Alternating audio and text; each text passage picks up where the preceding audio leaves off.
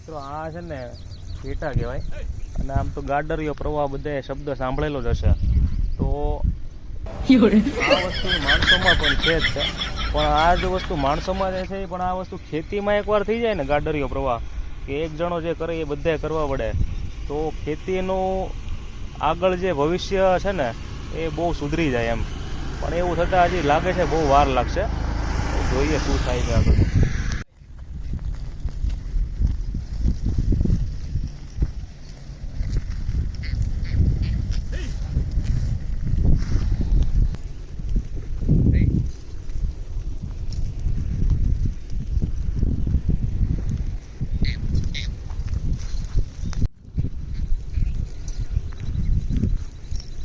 જો ભાઈ અમારી ગામડાની લાઈફ બધી આવી છે, કંઈકનું કંઈક આવું અમે જોયા કરીએ, મજા કરીએ.